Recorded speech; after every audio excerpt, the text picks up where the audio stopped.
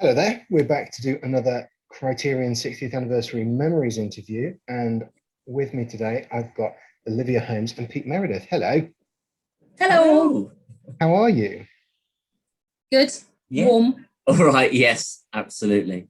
Yeah, I'm always explaining to like future people, future viewers of this video. So let's get at the way. We've had a pandemic and everything's been closed for like 2 years at this point. And we're all eating our own pets and stuff. And also the couple of interviews I've done in the last few days, I've been in the middle of like an extreme heat wave. So everybody looks like sweaty and rouge. Yeah. It may be healthy, I don't know, but it wasn't our fault, I promise. Yeah. It's certainly warm. Olivia, I'm going to start with you because you were there first, Right. and because I've already interviewed your sister and your parents, and you've been mentioned several times through those. So, can you remember how you first got involved with the Criterion? I think saying I remember would be inaccurate because I have been told that I first became involved in the Criterion Theatre when I was still a babe in a pram, in a stroller being walked through. So obviously my sister, 10 years older than me, was involved in the youth theatre and involved very actively, and my parents as well. But I certainly, when I started as a member of the Criterion Theatre, if you can even call it that, I was a very, very young child, barely even a toddler.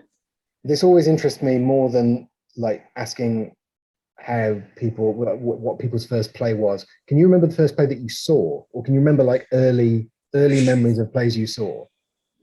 The first play I remember the name of is Babes in the Wood, which I think is the last panto the theatre ever did.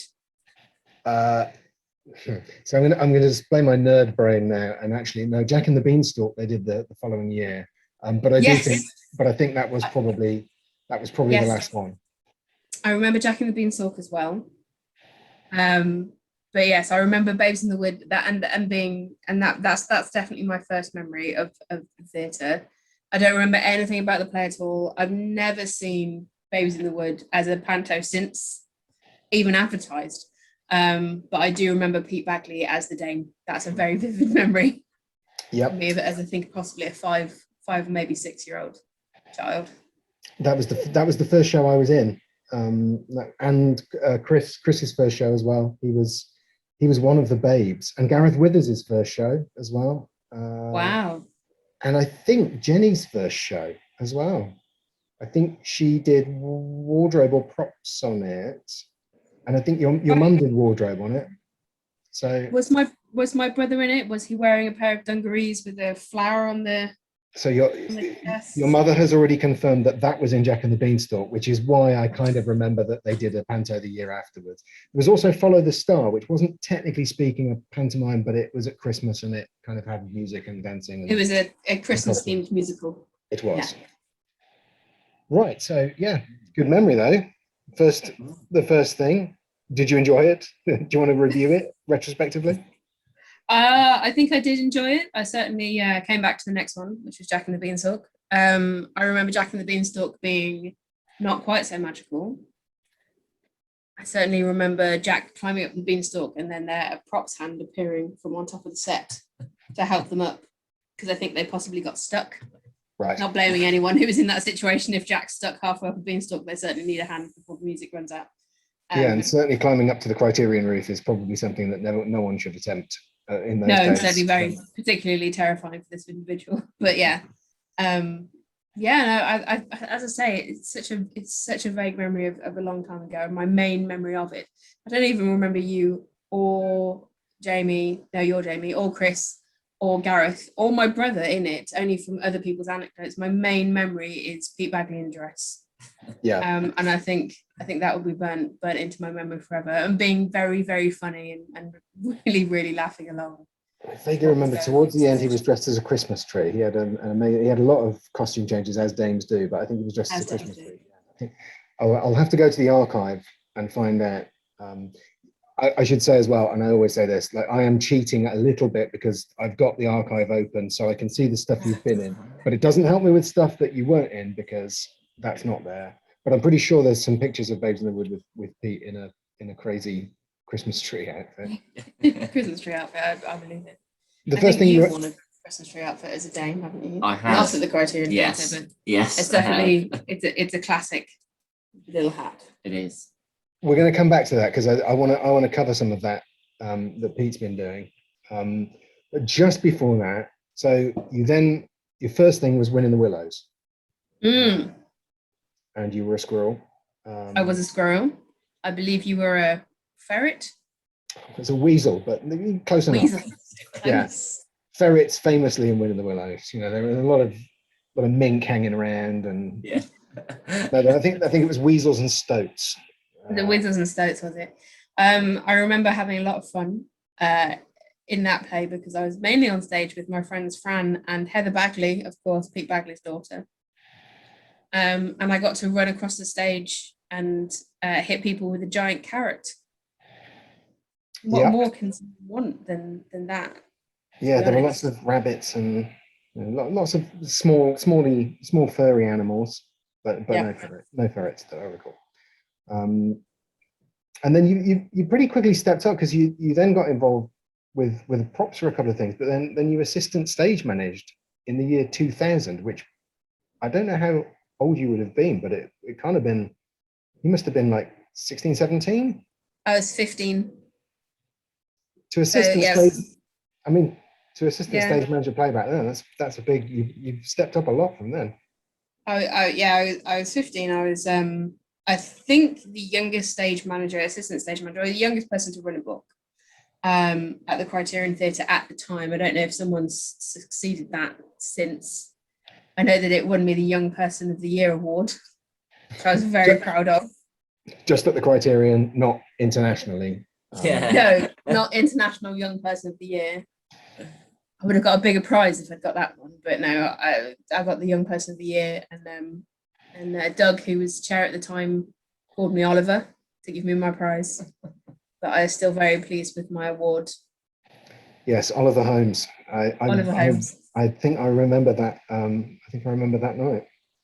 Okay. You did very well not to react to it, and you accepted it with grace, as Oliver Holmes. So Pete, so you arrived at the Criterion after I'd left. I moved away and have been, an occasional visitor and an audience member, but I've been away for a long time. So I don't know you so well. So I'm interested to hear about how you discovered the Criterion, because Olivia obviously just like she was born into it. Yeah. Not quite literally, but like quite a lot of people, pretty much just raised there. How did you discover the Criterion? So it's quite funny actually. So at the end of so I'll tell this. I'll tell a story to sort of lead up to this. So in year 9, which was options, choosing what I wanted to do. I was stuck with a bit of a decision because for all my life I always wanted to be a paleontologist, because I was really into dinosaurs. But I wasn't very good at school. I wasn't very good at the academic sort of side of it.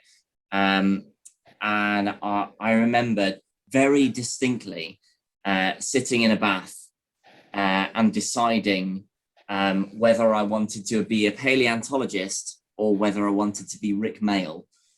And I decided that I wanted to be Rick Mayall, and chose drama instead of the sciences. They weren't the straight up options at school, right? It wasn't like, do you want to go the Rick Mayall thread or do you want to go the Sam Neill thread? Just those two choices.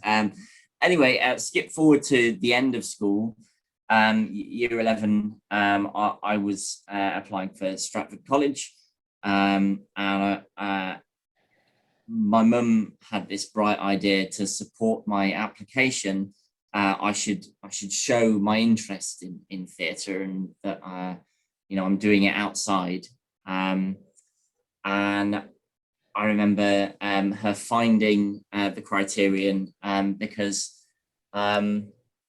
so an old teacher from primary school Bill Parkinson, who I'm not sure does a lot. I think he's seen quite a lot of shows, but didn't do a massive amount there.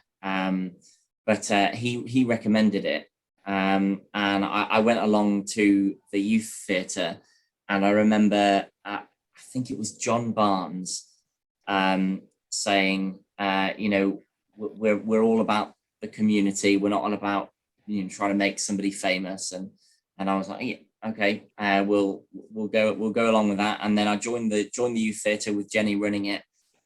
And I think I was there for about a year or two before my first show, and I never really looked back about that. So it was more sort of to support my application for college, and then it turned into something much more, in my view, much more important than what college gave me. Yeah, I was saying this to Linda Holmes, Olivia's mother, the other day, that like Olivia and Jenny at varying times, weirdly, I think Olivia before Jenny was involved with the youth group, actually setting up like a youth group, because we didn't have one at the time. It's probably about 2000, something around same year that I think it was part of the award that I got. So right. I founded a youth theatre at the same time that year. That would make sense. And then a few years later, that went on for a little while, and then I think we had a bit of a problem because a lot of that generation all went off to university at the same time, and it left kind of quite a hole. And then there was a hole for a little while, and then Jenny actually stepped in and started it up again. And so that's when Pete came in. Yeah, absolutely. And your first show was the Festival of Plays, was it? Yes, it was. So it was Blackout there, which I was doing lots of different things with them. I remember the first time reading something, and I'm not very good at reading. I'm a bit dyslexic, so wasn't very good at that. And then a few months later we did the auditions, and I auditioned for Doreen. Doreen came in and did that, and that was it. We had a great time. I think it was the first youth theatre production for a while. Yeah, I think it definitely was. So that was part of the Festival of Plays, was part of the 50th anniversary celebration. It was, absolutely, yeah. And it was also where I first saw Olivia. Right, we're gonna get into this now, aren't we? So can we reveal that you are in fact a couple linked romantically? Yes, we are indeed. Because this is always interesting, because there's an awful lot of this at the Criterion. It's been described as the kind of the Tinder of I think 70s and 80s from Jill Warren said that before dating apps, it's probably the best way to meet somebody, because you go and you find people that are interested in the same sort of things that you are. Absolutely. If I think about the people who have got together at Criterion Theatre, you can go back to Peter Bagley and his wife. They met in the Criterion Theatre bar. Obviously, you and Lucy, I think, first met through the theatre. Me and Pete. My sister and her husband Matt. Becky and Paul, of course, quite a recent one. Just my got brother engaged. And his wife. Your brother and his wife. There's so many out there that you can. There's a whole long list of people who've found their significant other at the Criterion Theatre, and I think it is partly about going somewhere and finding someone who has similar interests, similar ethos. But I think there is something about the pressure cooker of the Criterion Theatre as well. You do, if you're spending time there, you don't tend to dabble. It's not something you dip your toe into. If you're involved, then when you're involved in a play, obviously you can just do one a year if you wanted to, but you're then committing 6, 7, 8 weeks of your life to be there at least every other night, and then for 2 weeks to be there every single night. So you're really it's almost like a semi-gentle version of speed dating. You're really forced to get to know people very, very, very well, very quickly. I wonder if that's got something to do with it. Probably. And for lots of people, it's not just one play. It's like over a year. It's like you probably do. I think when people are at their sort of their peak involvement, people are doing like 4 or 5 shows out of 7 or 8 shows a year. So you kind of just, you're going straight on into the next one from the previous one. And that means that you're there kind of pretty much at least 4 times a week, like for 9 months out of 12. It is, when people are really involved, they are rarely involved. Yeah, really, really involved. And Pete, you definitely did that route, because it looks like you did at least 4 or 5 a year. Yeah. 2013, you've got credits on 7. Which yeah. To be fair, you've been listed as 4 different parts in Anne Boleyn. Yeah, so Anne Boleyn. Yeah, that's which is enough of a commitment but, on itself. Slightly cheating the system on that one. Yeah. None of those characters had lines though, so you know, they were all taking the throne on or taking a chest off. Wearing very high boots, I remember. Yes. Listening with the eyes. Dressed in black or in full costume? No, it was full costume. Yeah. It was a dark costume, but it was that kind of tabard pike. Yeah. And Olivia, you moved quite quickly to do lots of offstage stuff, backstage stuff. Yeah.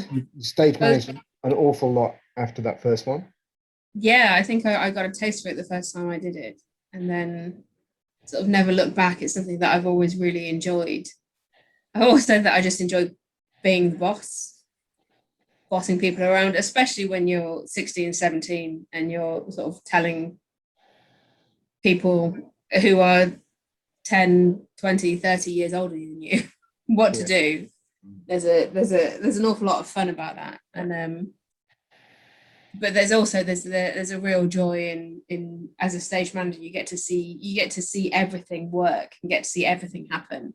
So you get to see all of the cogs in the wheel move, and then to put the show on stage. So when you're on stage, really all you're focused on is exactly what you're doing, because I've done on stage stuff as well. But really you just focus on the other people on stage, remembering what you're talking about, making sure the audience, keeping an eye and ear on the audience to make sure that they're reacting to what you're doing. And when you're doing lights or sound, then you'll focus on that one particular task. When you're doing props, you're focused on making sure that all of the props are on stage, the personal props are in people's pockets where they need to be, and everything's on the table. But when you're on stage manager, when you're in that chair, you really do get to see all of the moving parts working and happening. And I think there's a real joy to that you don't really get in any other particular role within the theatre. And you get to control it. You get to control it, you do. You also have to take the blame when it goes wrong, but you do get to control it and get none of the praise when it goes right, because that always goes to the director and the actors. Yes. Yeah, the actors managed to walk on at the right time, and that was nothing to do with you. Yeah, you bounced between on stage and off as well. That was really, and that's really interesting, because like you did an awful lot so very young. Yeah, and I think it's because I was just born into it. So I saw it and I wanted to participate from so young, because it always just looks so much fun, because it is so much fun. I always wanted to do more and to do interesting things, and to sort of like, almost personally just sort of like takes a step into the future, really. So I was sort of never happy just sort of sitting in the corner and opening a door or handing something to someone in the wings. Never thought of myself as an ambitious person, but maybe that is the truth. And I always wanted to do sort of like bigger and more interesting things. So yeah. And Pete, you've done some set building and construction, and was that just sort of being in the building and someone go, come here and put this nail in this thing? No. I I actively sought it out. I wanted to do it, and to sort of, you know, see the other side of it, because I'd done so much on stage as an actor, but never done anything backstage, never done like props or anything. So I decided I wanted to try and do some set building, and did a few times, and I really enjoyed it. It was a really nice experience to do. It's and the guys there were really nice about it, and they helped me to learn it, and they were happy for me to just hammer in the nails or saw a bit of wood. They didn't make me do anything too complicated. Hold a ladder. Yeah, that's it. Yeah, they're a clan of their own. I think they are. I think my proudest moment, and it took a long time to get there, when I was doing set building, was they let me use the drill that goes backwards where you can unscrew things. Yeah. Oh yeah. And it's like, that was so exciting, because that was the reserve of the people that had been doing it a long time, and it's like, it was a bit of a badge of honor when you actually got to do that for the first time. I think set builders are incredible. Set builders and set designers, I think, blow my mind, because you just, especially on the get out at the end of the Sunday Absolutely. after, where all the actors and the director are turning up hungover and lying in a corner and trying to drink a coffee. And you just see this group of very practical minded people just come in, and 30 seconds later, the world that they've built on stage is just gone. Yeah. And they're already, it's sort of tragic at the same time.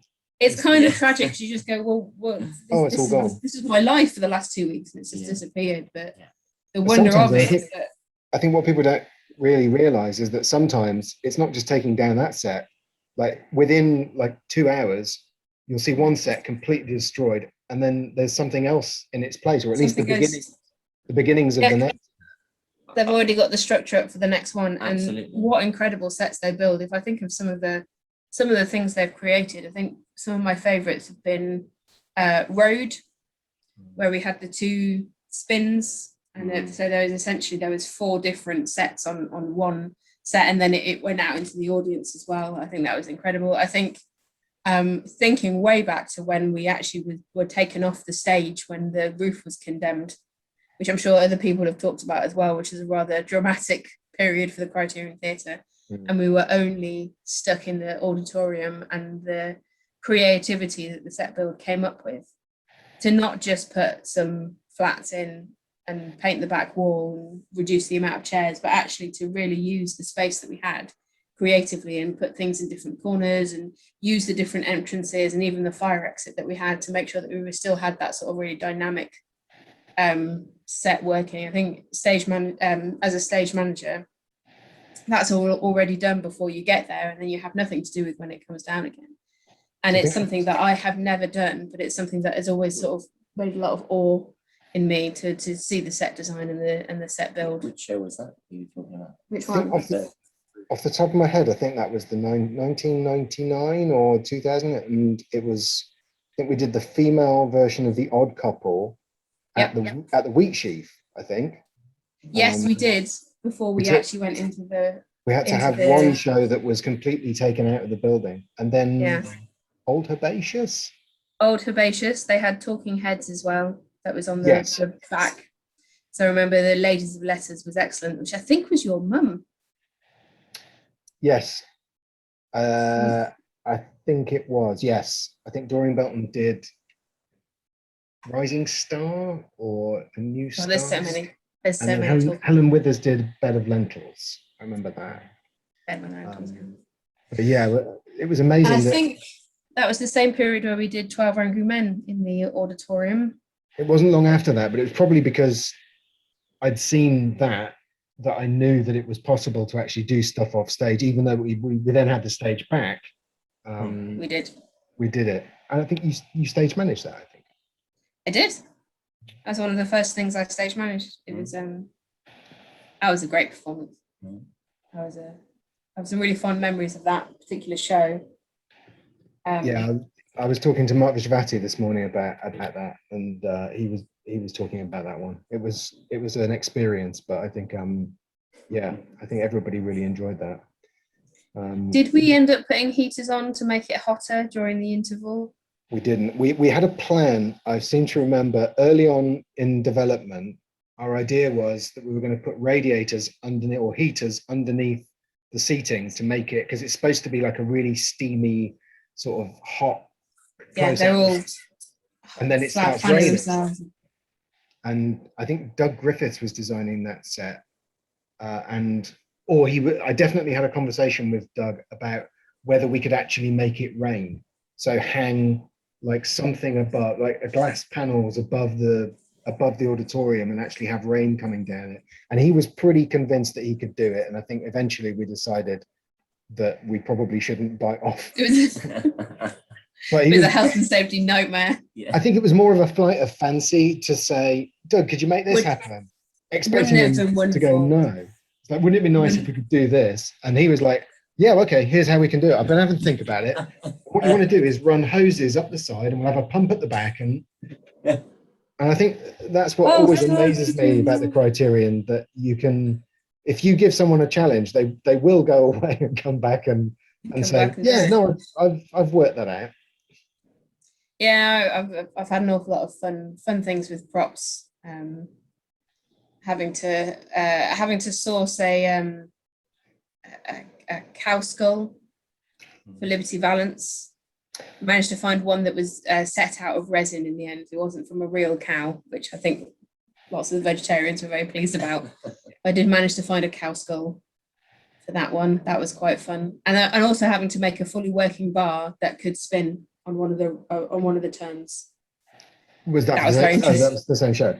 That was the same show. That was very interesting. There's a lot of challenges in that, props in that particular show. You were in that, Pete, I think. I was. I hardly came off stage. I think you got to be shot though. I did get to be shot. But there was one night. So I had to eat rice and beans in it, and every night it was fine. Loads of rice and beans. But one night, Liv said, as a treat, I'm going to get you. She didn't tell me this actually. She just thought that it would be a treat for me to have canned pulled pork on it. Right. It was not good. And it actually made me choke on the whilst I was talking. Best of intentions. Yeah, best of intentions, absolutely. But that was the moment when I had to right, okay, let's Yeah, I kept complaining about how it didn't taste nice, so I tried to make it taste. I won't try that again. They can just eat it. Yeah. Criterion food is on stage food is an absolute area that we will delve into later on, but I think I'll save that until I'm interviewing Gareth Withers or some of the Brighton Beach Memoirs people, where we can talk about, we had liver and onions with mashed potato every night for what seemed like an eternity. And I think as part of the meal, the plates had to be emptied. So basically nobody ate when people work in the day and then they go and do a show. We would come home from work and not eat because we knew we were going to get served. I think it was smash. I don't think it was actual mashed potato. Oh no! I'm pretty sure it was real liver. Yeah. Oh no! I have two stories about this. So there's a show. I can't even remember the name of it, but I know that John Ells had to go back to university, and it was a musical. Sex, Drugs, and Rick and Noel. There's the name of the show. Right. And in one scene, he had to eat a takeaway curry. So I made him this really crap curry, but it was just basically boiled potatoes with curry sauce mixed in, because he only had to eat a few mouthfuls. And I said, oh, do that. And so we'd eat it every night, and then he'd come off stage and go, it tastes crap. And I was like, well, live with it. You know, it's not meant to taste good. You only have to eat 2 mouthfuls and then you leave it. And then last night I thought, I'm going to treat him. So I went to the Royal Bengal, and I actually got him a chicken korma with rice, and I put that on stage. And then he came off, and I said, did you like your chicken korma? And he went, I thought you'd played a trick on me. I didn't eat any of it. He thought that and made him something really like. So yeah, this is again me trying to do something nice to have someone taste, to have something delicious. Should have stage put pulled pork on it, really. Yeah, I should have thrown the pulled pork on it. No, absolutely. That's utterly. So what are never your doing anything like that what are your favorite shows that you can remember? What do you remember being like super good in any particular way? really tricky one to answer. I think. Oof. I'm also terrible at remembering the names of shows. Let the Right One In. That was a particularly good one. I think it was good fun because it was a real ensemble cast, and we all got on very well. But also, I think that that was one of the ones where you feel like you've really made something. It's not just everyone having fun on stage and people come and watch it and they have fun as well, which is not a bad thing at all. But sometimes you come across something and you think, oh, we really made a really quality piece of theatre here. And I think Let the Right One In was one of those. I think it's also especially nice when you do something that people necessarily don't know very well. Like it's sort of, you could say Hamlet and Romeo and Juliet, or something that everybody knows. Like Guys and Dolls comes up a lot because it's weird as well because it comes up in every generation, because I think we've definitely done Guys and Dolls twice, and everybody thinks it was the best thing of that generation that they were involved with, but the most fun. Yeah.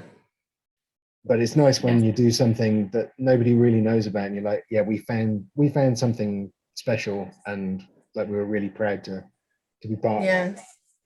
And I think another one that I really enjoyed was actually only a two-hander. It's called Not About Heroes, which is about Siegfried Sassoon and what's the other poet? Wilfred Owen. Wilfred Owen. About their relationships. Really, just a delightful, sweetest play that will definitely make you cry because it's about World War One, and not more than that. It's about a gay relationship in World War One, so it's a proper blubber from the audience. And I remember doing stage management for that, and that was a difficult one to do. It was quite a lot of hard work to get it on stage. Working with Helen Withers very, very closely, and that one as a stage manager she was directing. So that was one where it not only did you feel that you'd made something really good, but also you really felt the hard work put into it, and it was so rewarding because everyone who came out of it said that was so we enjoyed that so much. It was a studio piece. It was only a short run. But it was a really beautiful one, and it was Pete Gillam playing Siegfried Sassoon and Joe Fallowell playing Wilfred Owen, and Joe Fallowell with the moustache and the World War One outfit on. It looked so much like Wilfred Owen you wouldn't believe. He just transformed into him. It was incredible. But that was another one that I really felt that one was one where you felt like you'd done something really worthwhile. Not quite so much fun as Let the Right One In. Mm-hmm. Because Joe must have been quite young when he did that. He would have been more Michael Owen than Wilfred Owen at the time. Yeah. Maybe. That's gone for the highlight reel. Yeah. What you? Pete, you got some favourites? Oh, yeah. So punk rock, which I did with Jen, which was a youth theatre production.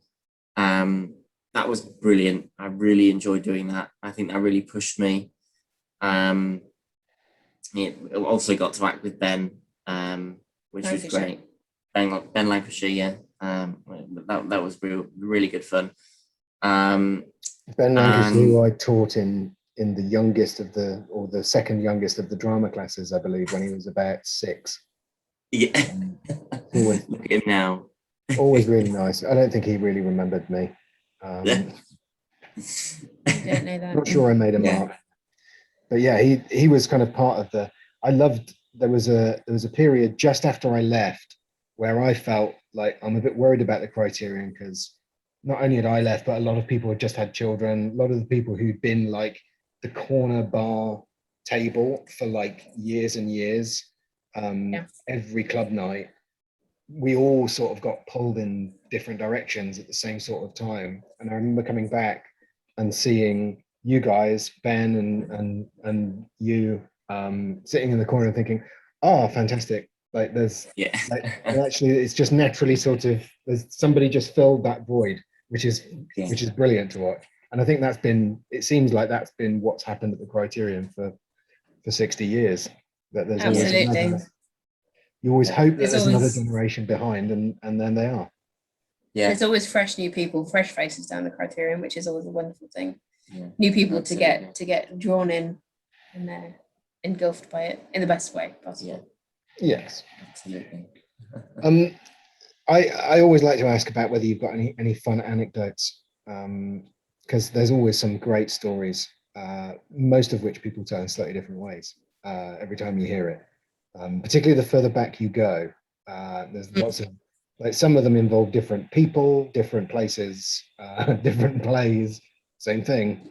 You got anything that you remember that went? Everybody likes something that goes horribly wrong. Yeah. So there's one that involves both of us. Yeah. Okay. With me in the wings and Pete on stage. You can tell your I'll tell my version first. So version first. it was in punk rock, and it's a bit of a spoiler for the play, so I apologise that. But there's a school shooting at the end, and obviously we weren't going to allow guns on stage because it was a very, very close play, and it was just a little bit too dangerous. So they had one of the fake Glocks on stage, and I had the other one in the wings, and I would shoot the gun in the wings, and then they would mime the shot in the actual thing. And Pete was the shooter. He had the gun. And the guns are, even though I took them to get cleaned, the guns are a little old, and they need a proper. So I think they have since had a proper service over at Godiva Guns, and it was a little bit prone to jamming. Right. And it decided to jam right at the very worst possible moment, where Peter had this. He spun round with a dramatic moment and pointed it at one of the people and was supposed to shoot that person dead, and that was a big shock for the audience. And obviously I tried to shoot it and the gun just went. So I then had to dismantle the gun, peel the bullet that had misfired out of the barrel of the gun with my fingernail, which any person who owns a gun tells you that is a terrible thing to do. You push it through the other side and have anything to do that. And I was eyeing some of the stage weights, thinking I could just pick that up and drop it and it'd be loud now. I managed to get the bullet out and then reload it, recock it and fire it again, at which point it jammed again. So I had to go through the whole process again, knowing full well that Pete was on stage waiting for this shot. Managed to get it together, put the gun in the air, look at what Pete was doing on stage, think, I just hope that he knows this is coming. And for the third time, it did actually go and scare the crap out of the audience, people who were not expecting it by this point. Yeah. I think that is the most I have sweated. Yeah. In the Criterion Theatre. I don't think I've sweated that much in my life, because that was the most terrifying thing I've ever had to do. So my side of that story is, so I think I came on and I'd already shot one person. So the gun had gone off and it was fine.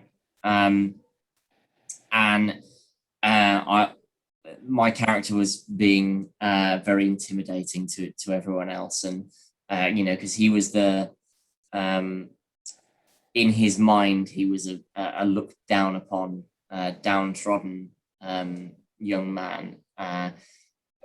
When actually, in actual fact, he may have been a little bit mistreated, but he wasn't the person who was most downtrodden, bullied in the play. But so he comes in with the gun and shoots the gun in the air to make sure everyone knows he's serious. Jumps down, has a little bit of a conversation, and I still remember the line. It was, "Hey Nicholas, watch this," and spun round on my knees, and I was sat there, and it didn't go off. I sort of paused for about 10 seconds and then really slowly got up and walked over to the person I was supposed to shoot. And like I dropped the gun, so I obviously had faith that you were paying attention. I was watching on the monitor.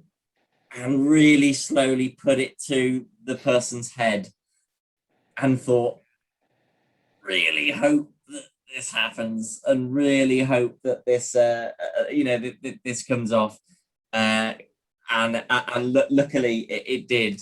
I was thinking, am I going to have to beat this person to death, with the end of the gun? I have to give kudos to both you and Georgia Brown, who was the cowering person who was meant to be shot and hadn't been shot yet. Yeah. Of getting through that. And we got through the rest of the scene with all the shots that went off, and I calmly went and put the gun down, and then went and stage managed the rest of the show. And then when I walked into the dressing room, the whole cast, apart from Pete, who was still on stage, just was there waiting to give me the biggest hug. I was just like, I was just shaking at this point like this. And they just all gathered around me. I was like, it's okay, Olivia did really well. And I was like, I can't believe it. Because for everybody, it feels like this is the longest time that nothing has happened forever. Yeah. And I said, there were audience members that we asked about it, and they said that they didn't notice. I said 10 seconds, but like in my head, it felt like 2 minutes. it really was. You're holding there, and especially when it's such a dramatic scene, it's such a dramatic bit. I was really like, come on, please. Think of terrifying things that have happened at the Criterion. That's the most terrifying thing that's happened to me. Yeah. I think the most hilarious was actually during Guys and Dolls. You mentioned Guys and Dolls. Were you in that, Jamie? I can't remember. No, everyone else was. Yeah, I'd actually left by that point. I probably would have come back for Guys and Dolls if I could, but I couldn't. It was a cast of about 45. Yeah. It was a lot of fun, but it was a beautiful moment that everyone was gathered downstairs in the men's dressing room, as people tend to do when they're not on stage. And obviously there was a lot of people because it was this mass cast, and what was going on is the sort of one of the more delicate scenes going on. Anne-Marie came off, and she was playing one of the sort of like the raunchy ladies, and she had to go upstairs and get changed entirely. She had to change her underwear because she was about to be on stage in her underwear.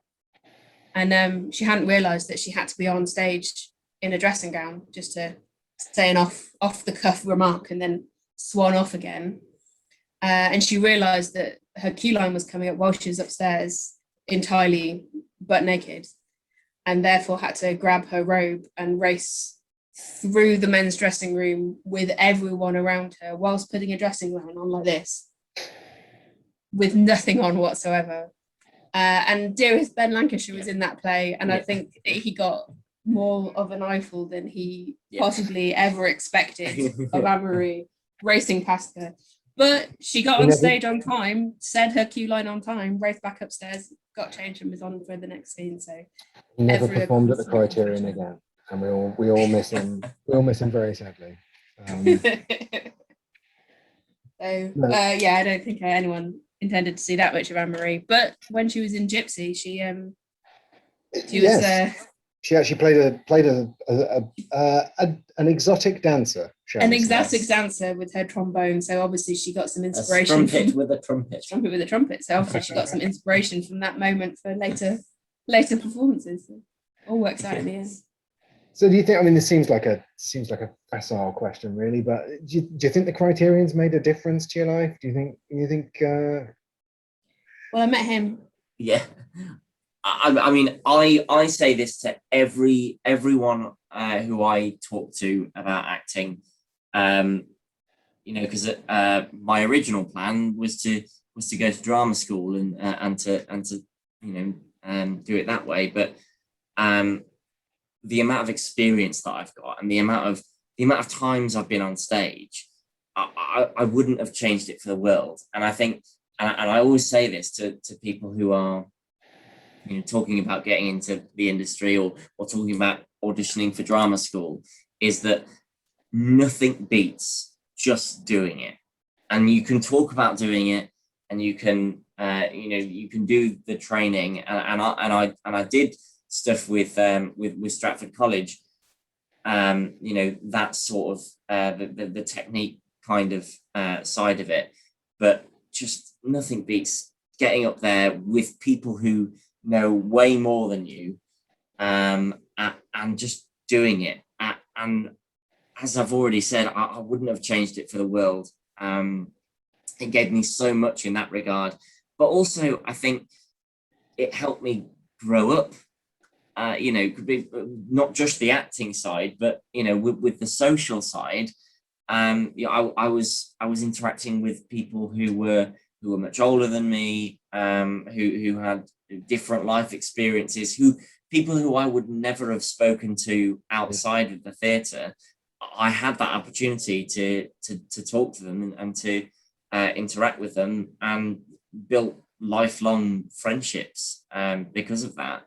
And I can't speak highly enough of just what the Criterion Theatre has given me and has allowed me to do, and has helped me grow in that regard. Yeah, it's always really nice. It's always nice to hear that from somebody who just sort of landed there. Whereas, like, I think Olivia and I would take that for granted, that because we were sort of just put there from the very beginning and got gifted that, and it must be nice to find that. I just want to touch upon, so you've been really interesting because you're the only person that I know from all of the people I know involved in theatre that have actually been properly kind of active during coronavirus and finding ways to do theatre. You've been do theatre. Yeah.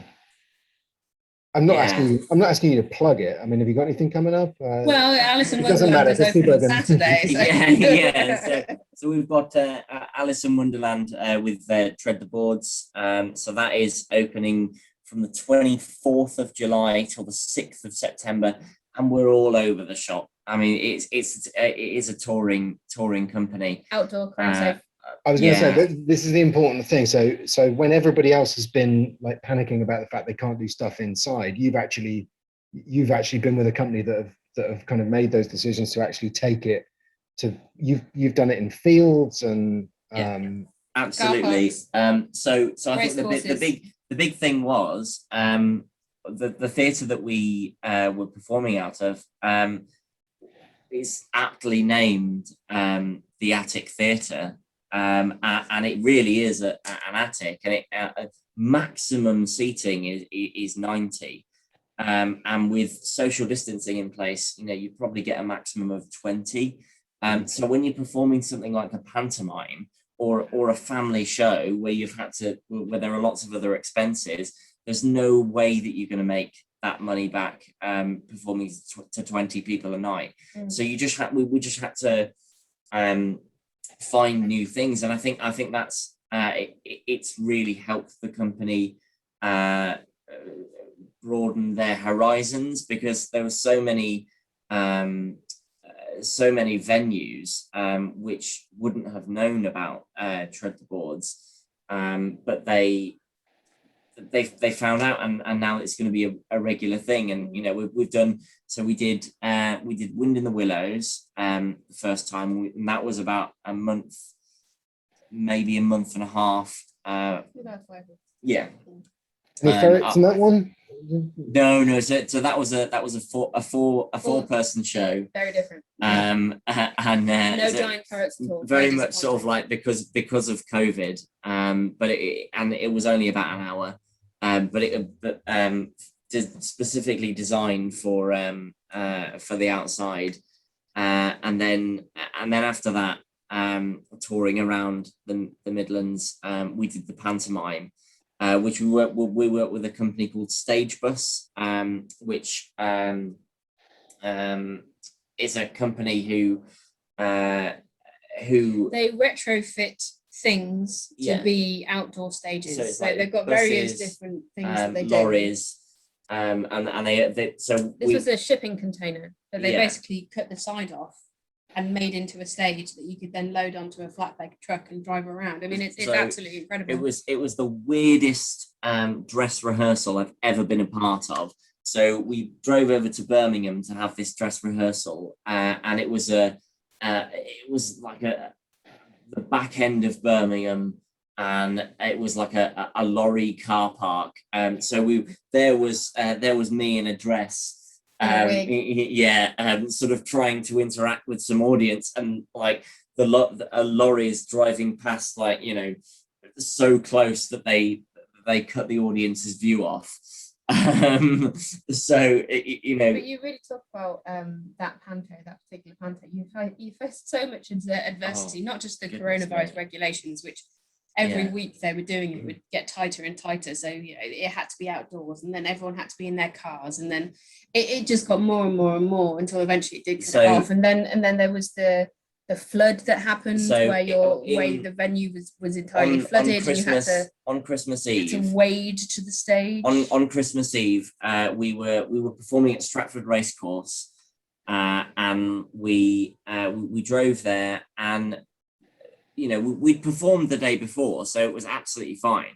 But we'd had some weather warning, so we're like, oh, let's arrive a little bit early in case we need to sweep the water away. We arrived, and it looked like a lake. Knee deep.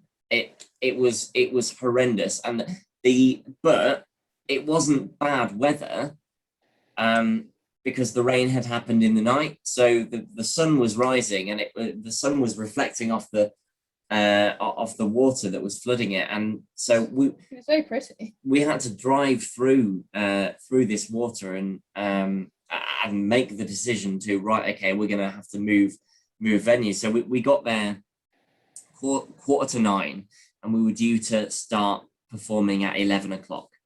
JP, the artistic director, and the guy that played Buttons as well, was on the phone to some counsellors that he knew, and lots of different venues. And we eventually got to perform on Christmas Eve at Stratford Park and Ride. So, I mean, it was very open, and the winds were cutting. It was freezing. 24th of December. Yeah. And they performed in the snow as well. And all we did. But the thing is, you can face, you're talking about the sort of the lessons that you learned from the Criterion Theatre when you've got that kind of adversity, and you've already got 4 years worth of theatre under your belt from the Criterion. It really does help you.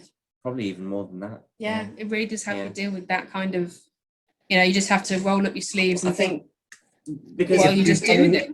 You've basically vultured that from me, because that's exactly how I was going to get back to the Criterion thing about, that's the lessons, the hard lessons, show must go on mentality that you learn from the Criterion Theatre. I think you and me, Jamie, we did grow up in the Criterion Theatre, so we can take it for granted. But if you really do think about it, having that kind of place where you can really flourish, it does give you confidence in a way that nowhere else ever can. I mean, I was a stage manager, and barely grown to my full height, ordering people around that were a good 30 years and at least a foot taller than me.